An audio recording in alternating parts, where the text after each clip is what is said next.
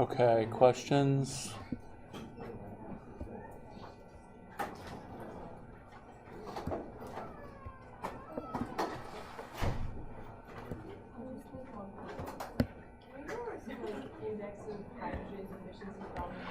Index of hydrogen deficiency problems, okay.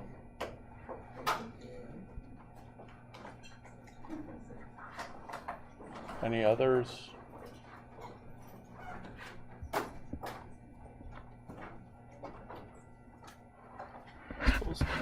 Technically, I'm starting early.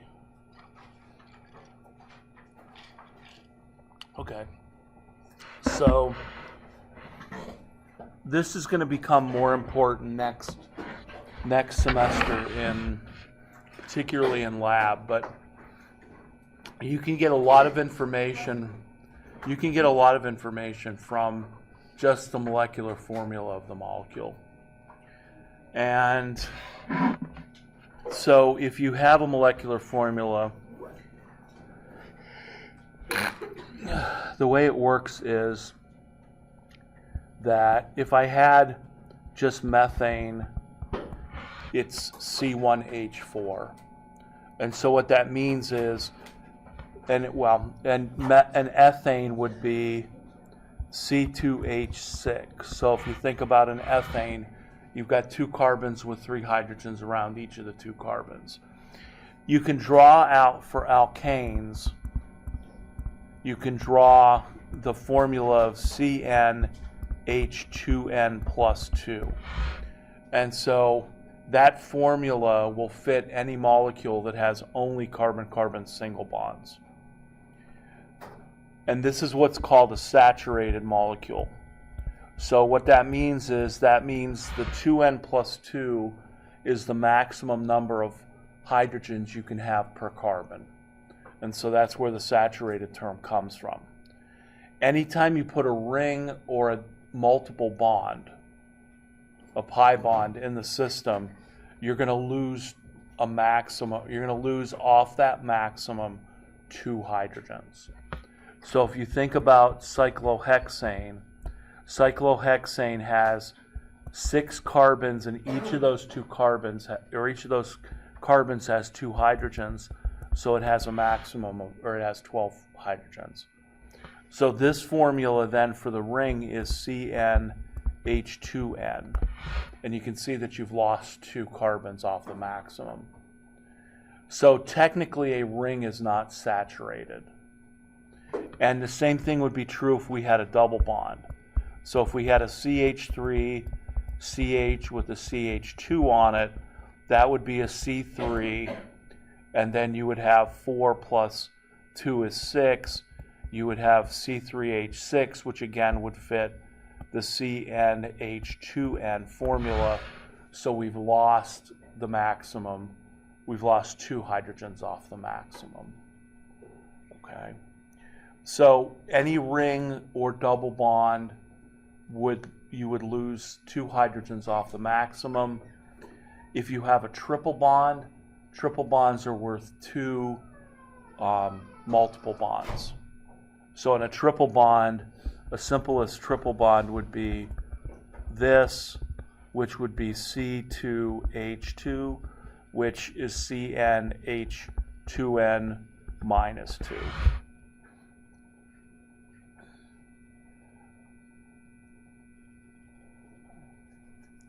And so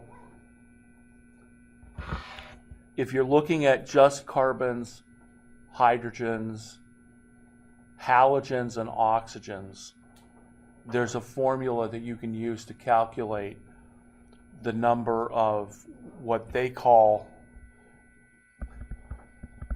IHD, which is the index of hydrogen deficiency. I call this another term, but I'll hold off on that until next semester.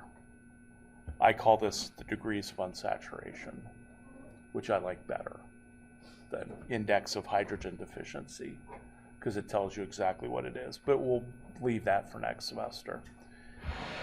So the idea here is that you can calculate this from your formula.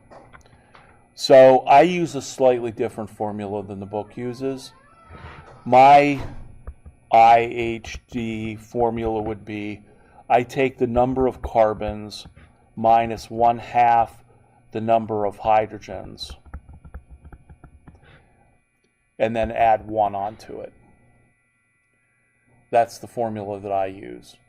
Now, you can reconcile this formula by multiplying everything by 2, and you get the same formula. Now, this is the formula without nitrogen, so we have to make a couple modifications if we want to add things. Hydrogens, you also could be the number of hydrogens plus the number of halogens, because a halogen would take the place of a hydrogen. So if you had a molecule with a halogen in it, you would just treat it as a hydrogen. Oxygens don't count in this formula, and nitrogens do, and then all of a sudden there's another half formula that comes in for the nitrogen, which I'm not going to worry about at the moment. Okay, so in the broadest sense, this would be number of carbons minus 1/2 the number of hydrogens plus halogens plus 1 is how you calculate the IHD. Okay, so they made a mathematical error, or typo, whatever you want to call it, in one of their formulas, which I posted twice on Piazza now. So I get 4, they somehow got 8. I don't know how that happened. So one of the trickier problems that they gave, and I kind of went through it, but they actually decided they were going to use a fuse system from before that we talked about earlier. And with the fuse system, they started adding in carbonyl groups, and they might have added a double bond there. Actually, let me give you a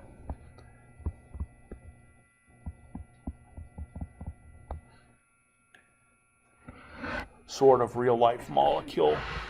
So if this was a molecule and we said how many degrees of how many IHDs are in this molecule, you could just count up the formula, or count up the molecular formula, and then apply that formula to it. But if you want to take, for the structure, a more intuitive route, what you can say is every multiple bond is worth 1 IHD, and every ring is worth 1 IHD. So in this molecule right here, which is sort of it's called a camphor molecule. If we went out and grabbed pine needles, we would find this compound in pine needles, because camphor is actually made by the plants into bicyclic compounds. As weird as these looked before, they're actually very common, and plants love to make these kinds of molecules, including not just the 2 5-membered rings fused, but like an 8, 3. They have the ability to put these things together at will. So if I asked you how many IHDs are in this molecule, I'll give you a minute. Either count them up or count the formula. But if you focus on how many rings and double bonds does it have, you can calculate that number. So I'll give you a minute to do that, and then I'll ask for numbers.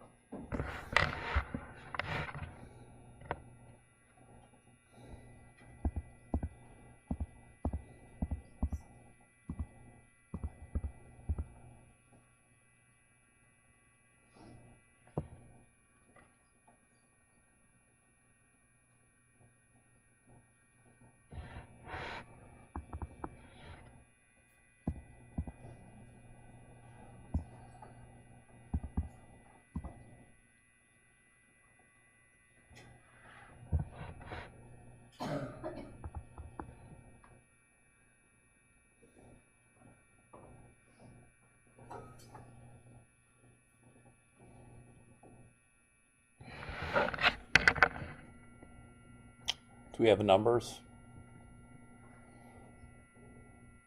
Okay, want to throw one out? 4. 4.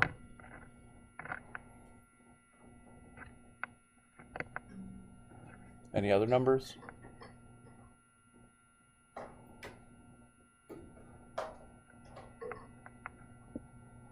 5. 3. We all in agreement it's 4?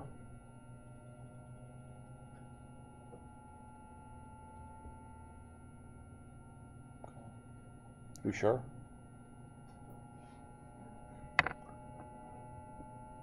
Did anybody do it with the formula? Count up the number of carbons and hydrogens?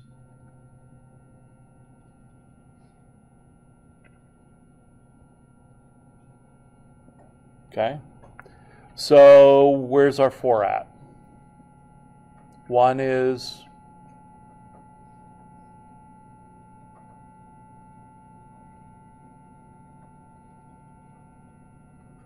It's 2 double bonds and 2 rings. 2 double bonds and 2 rings. Do you all agree with that?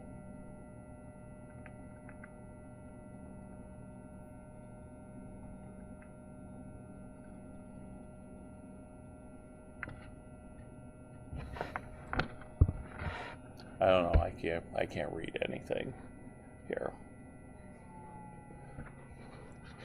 Nobody's giving me obvious clues that either it's right or they agree or they disagree.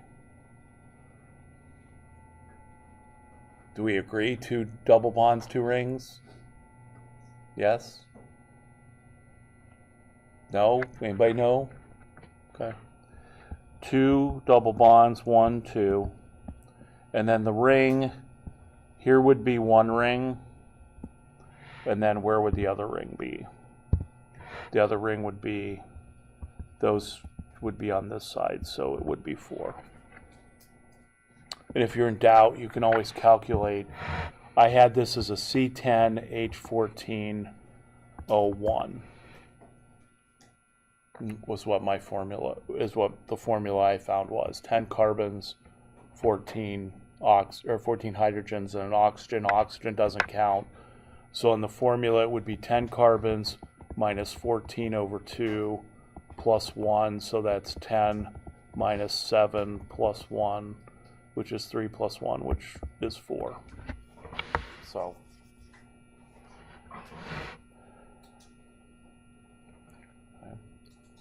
and a triple bond would count as 2. And a double bond inside the ring counts as 1 double bond, 1 ring. Next semester, if you have this benzene ring, the benzene ring is 3 double bonds and a ring, so it automatically has an IHD of 4. So the kind of power in this is if you know what the molecular formula of your molecule is, then from that formula you, for instance, could tell whether it has a double bond, whether it has an aromatic ring in it or not. Because if it's less than 4, it can't. If it's 4 or higher, it could. So just by getting the molecular formula, you can tell a lot about the structure. And so that's how we'll use it next semester in lab, is to calculate how many double bonds and rings we should have. We really don't deal with rings that much in spectroscopy, but we do deal with benzene rings all the time. So if it's got 4 or higher, we're going to say, yeah, there could be a benzene ring in the molecule. If it's lower than 4, then there can't be. So that's the power of this, and they're just kind of showing it.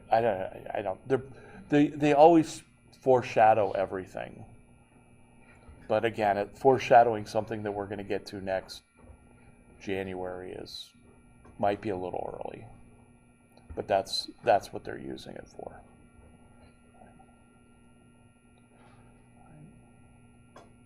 Does that make sense? The biggest confusion was the fact that they blew the calculation on that one. What other kinds of questions?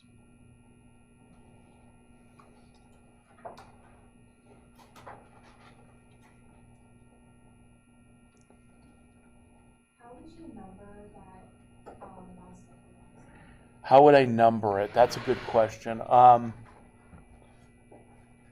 I think they've deliberately gotten rid of, or they haven't gone into this. If I had to guess, and I could be wrong, this, first of all, if we wanted to kind of name this, bicyclics are going to have a totally different set of rules once I start putting ketones and things in here. Because this would be a bicyclo 221. The base of this would be a bicyclo 221 hept. But then we have to include the ene and the one because there's an alkene and a ketone. So it would probably be a bicyclo 221 hept number ene number one for the ketone. And then you would have to number that to give the ketone the first priority and the double bond the second priority, which means that we would have to follow our rules from before, which means we'd have to start here and go 1, 2, 3, 4, 5, and 6. And then up here is 7. So the reason I did that was I have to start at a bridgehead, go around the longest propeller first, second longest propeller second, shortest propeller third. But in this case, I want to go, in this case with two propellers of 2, I have a choice. My goal is to give the ketone, since it's highest up on the chart, the lowest number. And then it would be a 177 trimethyl. So it'd be something like 177 trimethyl bicyclo 221 hept 5-ene 2-one. That would be my gut instinct as to how we would number that. Do you have to do that? No. You just have to do the cyclos that we did before. So you don't have to do a bicyclo with an alkene with anything above a double bond in it, including it'll just be straight regular alkanes. And there's usually only one substituent. So if I had to number it, I would say that's right. That's how I would do it, but there's probably a 25% chance that I missed one of the little intricate rules of naming bicyclics that they have. But I don't think the book goes into that level of detail.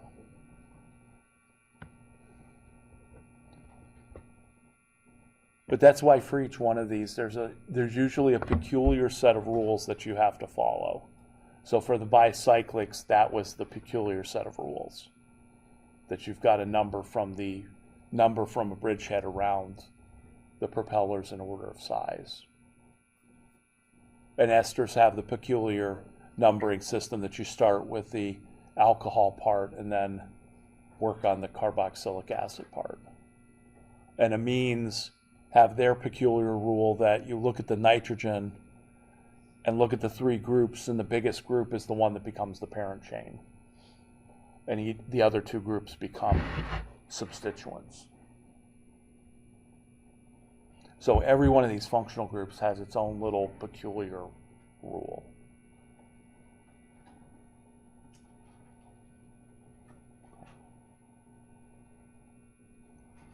What other?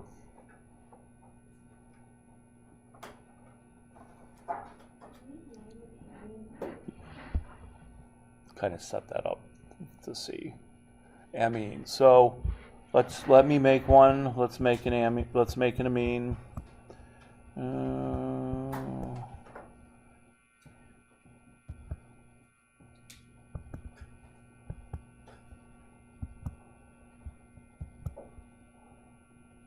Could I throw other things in?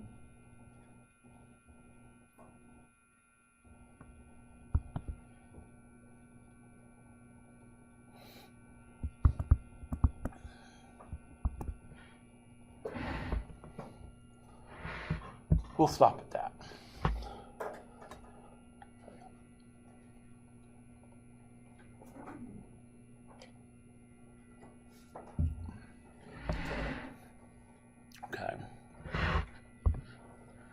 let me pull up my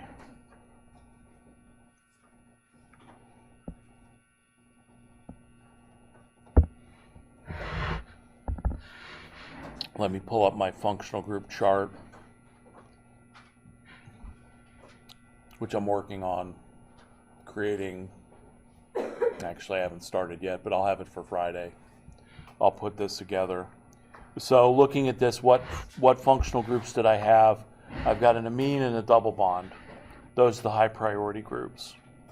Bromine doesn't have a priority. So if I'm looking at my priority groups, who is the highest? And that's going to be the amine, right? The amine is, where is the amine? The amine is here, just above the double and the triple bond.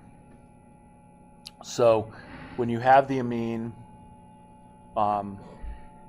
it takes precedence over everything else. Now,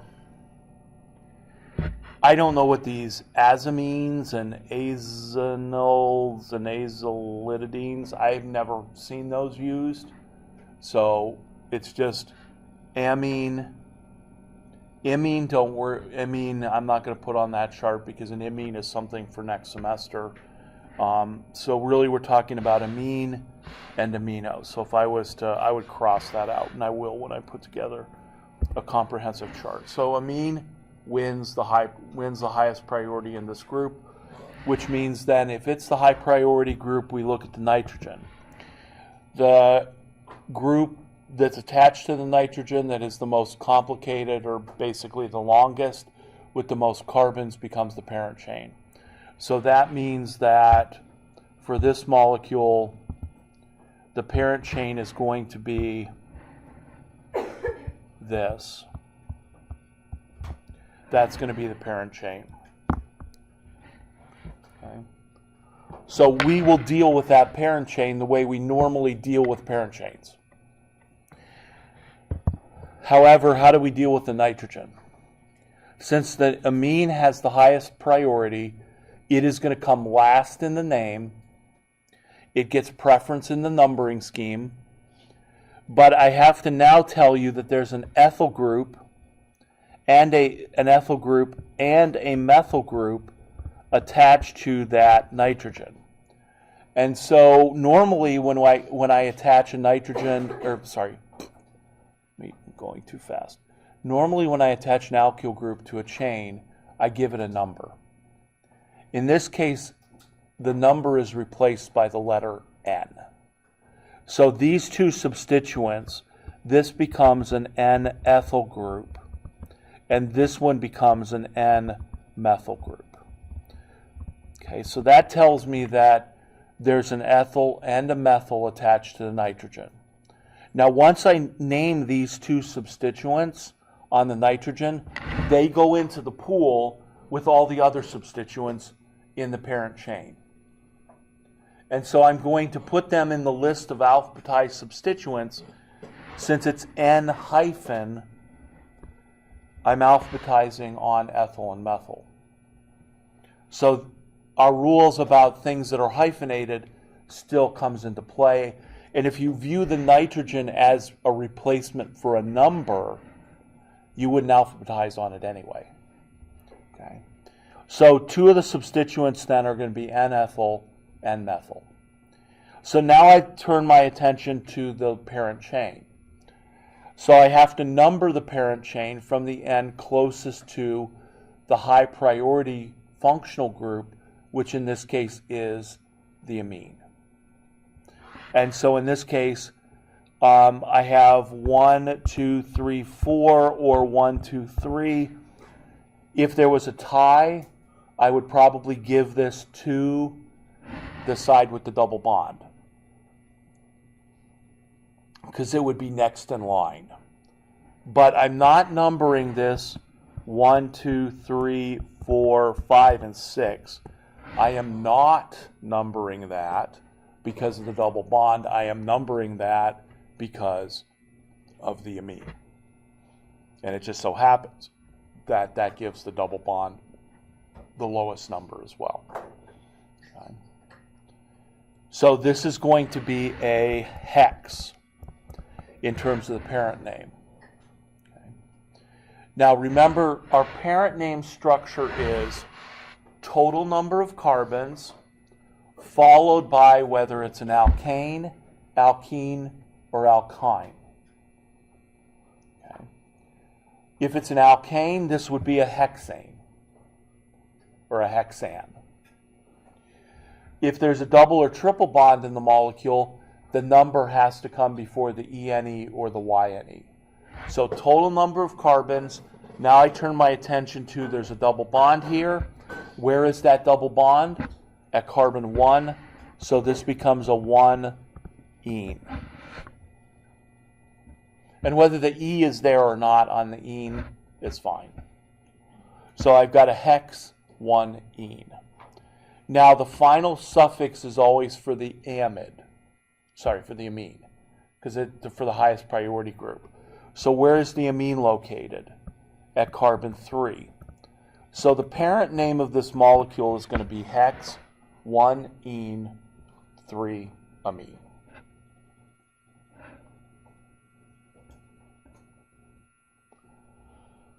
So that's the parent name. So again, total number of carbons. Is it alkene, alkyne, alkene, alkane, alkene, alkyne? And if it's an alkene or alkyne, it needs a number. And then what's the highest priority substituent? That goes at the end. Or highest priority functional group. Okay. Now we create a alphabetized list of substituents. But it looks to me like I have a couple of substituents. I have a methyl group at carbon 2, and I also have a methyl group at carbon 5. I also have an N-methyl group. So what happens is I've got to combine all three of those methyl groups together. So I'm going to have a trimethyl. Okay, because I've got 3 methyl groups as substituents. And what initially kind of looks weird, but it doesn't, but it isn't, is, so where are those 3 methyl groups attached? Well, one is attached to the nitrogen, right?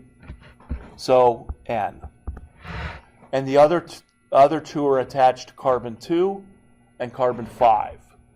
So this would be an N2,5 trimethyl group. Because all the N is doing is replacing a number and telling you that's attached to the nitrogen. So that's where the N comes from, and the N comes first. If you had 2,5N or 2N5 or something like that, I would be okay with that, but it really is N and then the numbers. So we have an N2,5 trimethyl, and then we also have, before that, an N-ethyl, because that's a substituent, because all of our N groups got thrown into the substituent list. And then what comes before that? The 4-bromo. So this is my alphabetized list of substituents. I've got my bromo, I've got my ethyl group, and I have my 1, 2, 3 methyl groups. And so now I just put them in alphabetical order, which I kind of have done. So this is going to be a 4-bromo, N-ethyl, N2,5, trimethyl, hex 1-ene 3-amine.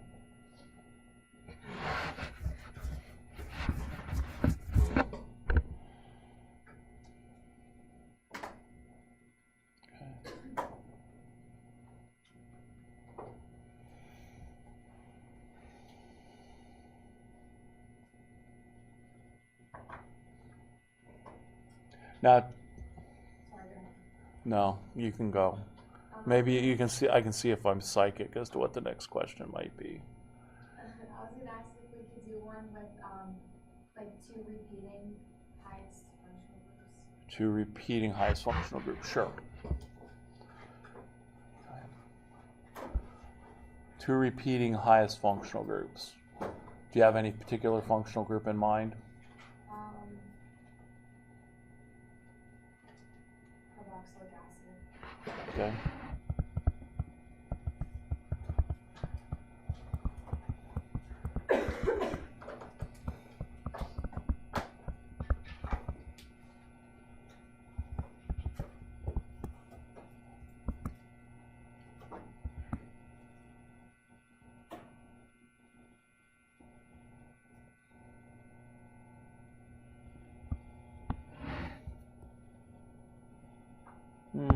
Let's just leave it at that. Let's not put the alkene in.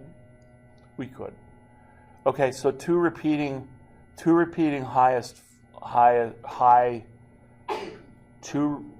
tied highest priority functional groups. Okay, so for carboxylic acids, they automatically have to come at the end of the chain.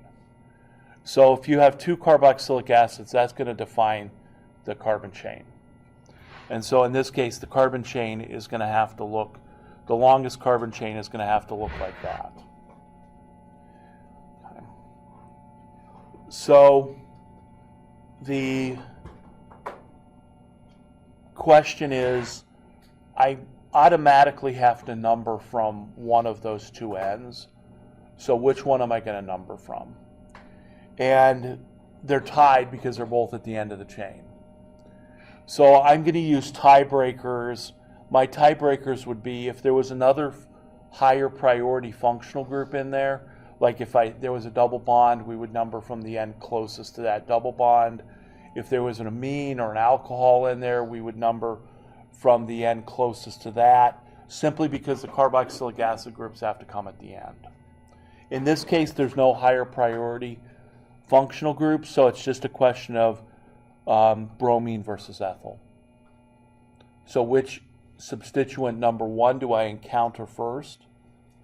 And then if there's a tie, alphabetization. So going from left to right, 1, 2, 3, the bromo would be 3. Going from right to left, it would be 1, 2, 3 for the ethyl. They're tied. Who wins? The bromo. So I'm just numbering it from the end closest to the bromo. Again, my sequence would be, if there was a higher priority group, number from the end closest to it. If there were two higher priority groups, number from the end closest to the one that had the higher priority of the two. And then worst comes to worst, we're back to alkanes again. Number from the end closest to the first substituent. If there's a tie, alphabetization.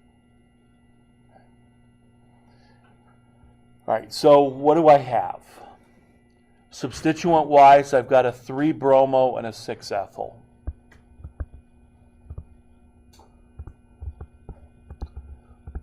So I've got 3 bromo, 6 ethyl. And I don't need the dash. So that's all my substituents. Total number of the carbon chain, 8, so that becomes oct. Is it an alkane, alkene, or alkyne? It's an alkane, so this becomes an octan. Now, if there was one carboxylic acid, it would just be 6-ethyl octanoic acid. Because you could say, well, octan 1-oic acid, fine. But it's automatically understood that the carboxylic acid has to be at the end. So in this case, it's kind of uncomfortable to say this, but this would be octan dioic acid.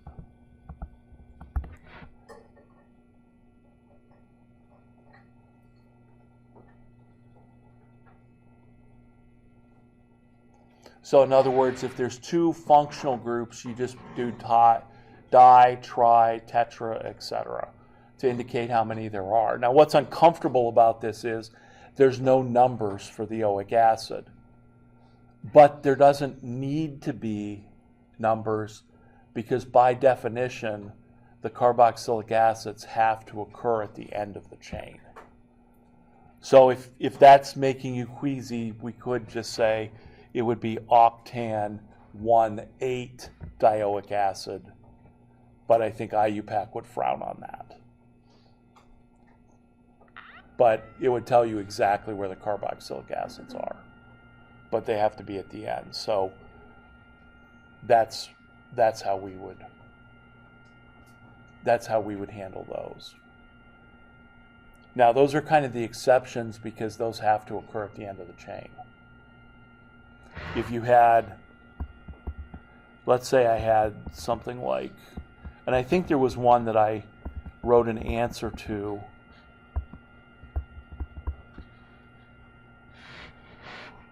last night that had 2 ketones in it. So it was a dione, but you had to put the numbers in. So if you have to put numbers in on the groups, let's just take something simple like this. This is going to be an alcohol. This is actually going to be a di-alcohol. So in this case, I'm going to number closest. Well, I number from the end that gives the numbers, the lowest numbers possible. But in this case, the lowest numbers possible are going to be 1, 2, 3, 4, 5, and 6, 7, and 8. So you might say, does it matter if you're trying to get the 2 numbers lower? Isn't that automatically going to be, you're going to number from the end closest to the first of those substituents? And I think the answer is yes. So you're going to number from the end closest to the first of those alcohol substituents. So in this case, I've got 8 carbons. So this would be an oct single alkane, alkene, or alkyne. Alkane. So this would be an octan. How many alcohols do I have? 2, so I need 2 numbers. So this would be an octan 1,5-diol to indicate that there's 2 alcohols. So the di suffix has to go with the total number of numbers. So I can't just say 1,5-ol. I have to say diol. So that would be how we would number something that doesn't have to be at the end of the chain. But again, here at the end of the parent name is always where the highest priority functional group goes.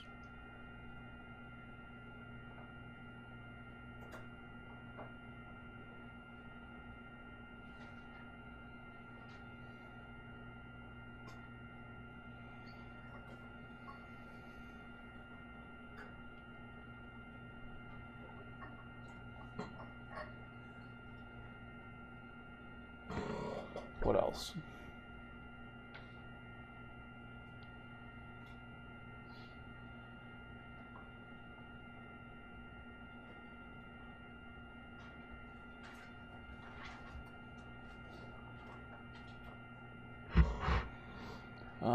Let's see.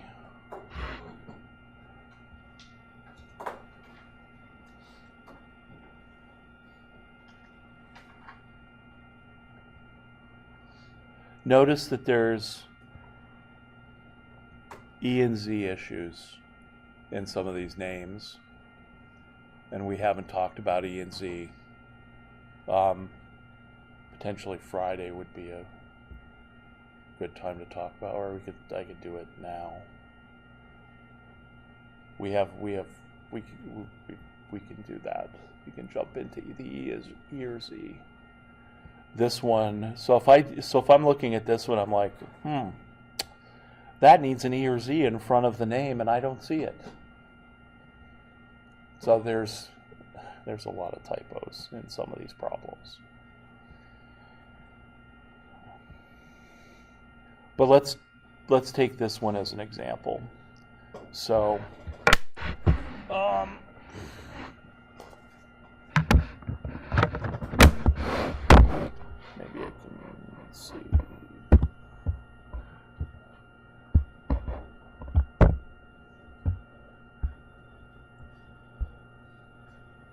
And again, let's not worry about the names. All right, let's not do this as a multiple choice problem. Let's do this as a name that molecule problem. Okay? So if we have this, how are we going to struggle through the name? Because now I have how many different functional groups? I got an alcohol, I got an alkene, and I got an aldehyde. So who's at the top of the list? Well,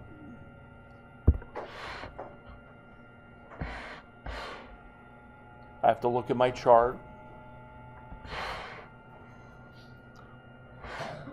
I could have told you number one, but that's because if you look at this chart, the groups that are at the top are all functional groups that have to come at the end of the chain.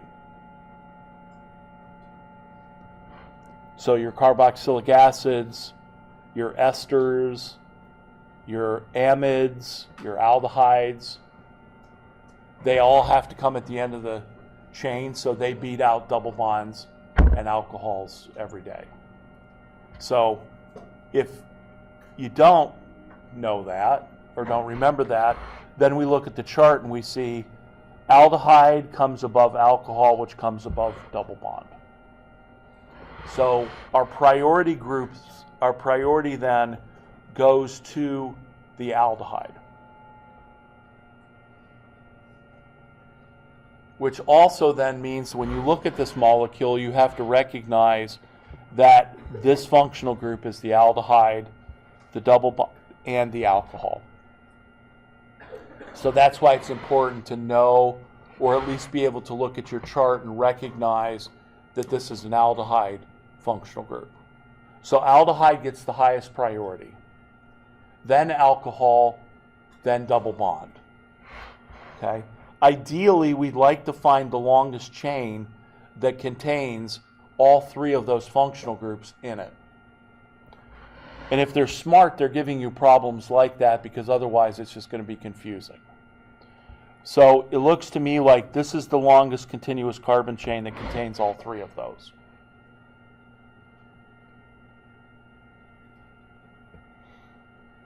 And what I mean contains the OH group, contains the carbon attached to the OH group. Okay? All right. So, what do I have as substituents? I've got this group. What is that? Ethyl. This one is bromo, and this one is, it's an alcohol as a substituent. So I don't remember that. I need to go to my chart. And so when I go to my chart, I see that an alcohol, when it is the parent, when it is the high priority, it is an OL. When it is not the high priority, it becomes a hydroxyl group. So in this case, this is going to be a hydroxyl group.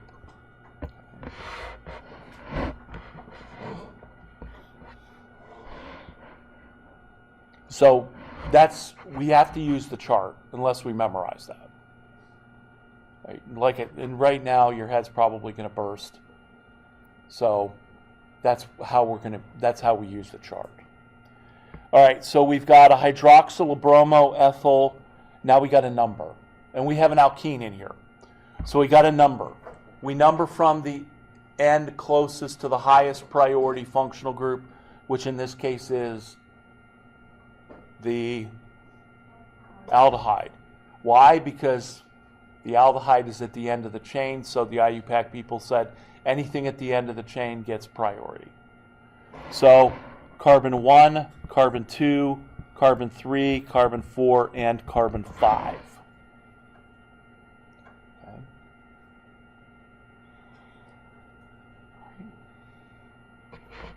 with me?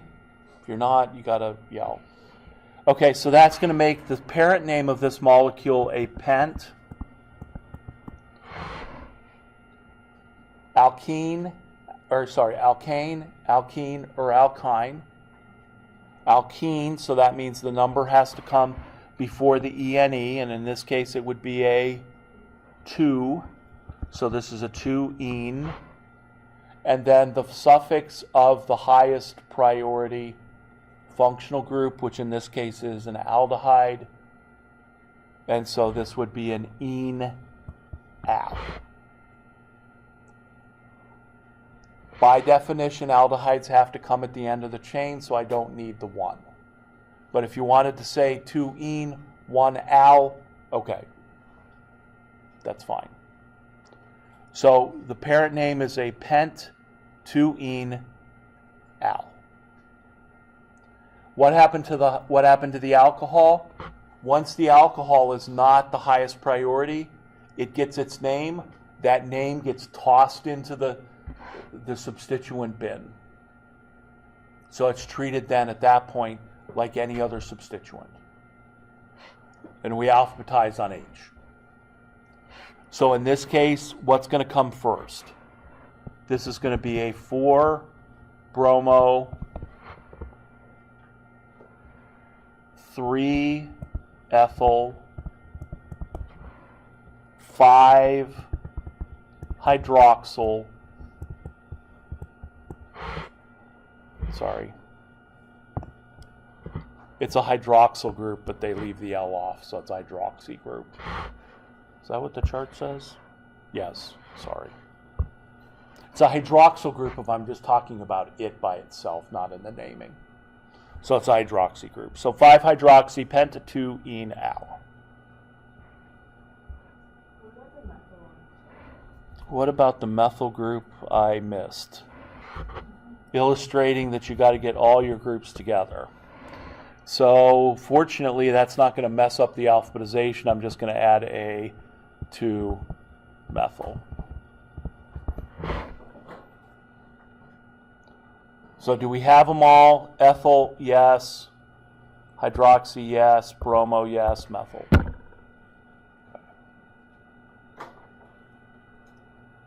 Just illustrating, you got to make sure you get all your groups. Or it could have been a mistake. Figure it out. You can figure out which one it was. Okay, so that's how we handle the groups. What I was afraid of was somebody who's going to say, what about an amine? What if there's something higher than an amine? What do you do with the amine? Well, if you look at the chart, it becomes an amino group. And I think there's brackets involved now, parentheses, so that you would have like a dimethyl amino group. But we can deal with that on Friday. Okay, so this problem right here I took from the end of the chapter problems that you can do for review. I may write some of these, but I am actually stunned that the book did not include E or Z as an answer to this problem, because that double bond has 4 non-hydrogen groups, and so if I took the methyl and the aldehyde and I interchanged them, I would have a different stereochemistry. So the only thing we really kind of have left in the naming is E or Z. And then then looking at the practice problems. So I made a typo when I wrote out the lecture schedule. I left completely out Friday. And then I said, well, let's do some problems. What I'm actually thinking is, let's look at the, I don't know, we'll either do problems or we'll do E or Z. If I make a decision now, I'm probably going to make the bad one. So we'll do either problems but we will have class on Wednesday. Whoever was creative enough to start a rumor that, oh no, we're not going to have class on Friday, I give you credit for rumor starting and creativity, but No, I just left that off of the schedule. Maybe it was somebody in the afternoon lab because they can't see past whatever I put up, and I usually put up a couple days in advance. So we will have class on Friday. We can use it as a review naming. I'll write some names out. Maybe you can work on them in groups, or we can go over whatever questions you have. So we'll sort of wrap up naming on Friday, whether it's including E or Z or not, I will think about. Okay. All right, so that's what we'll do on Friday. And if you have questions, again, email me, bring them to class on Friday, put them on Piazza. By the end of the day, I'll go through and put answers up. If you haven't really been looking at Piazza and have questions, sometimes that question is there. That's the whole purpose of Piazza, is so that I only have to answer the question once. But I'm more than willing to answer it by saying, cutting and pasting the answer into the new question, which is what I will do. But there are some more about naming amines and and esters, etc. So and the longest is only about 12 to 15 minutes. I try and keep that super short. So they're all there, but if you have questions, otherwise on Friday, we'll finish up naming by doing some naming. Okay? All right, I will see you on Friday then.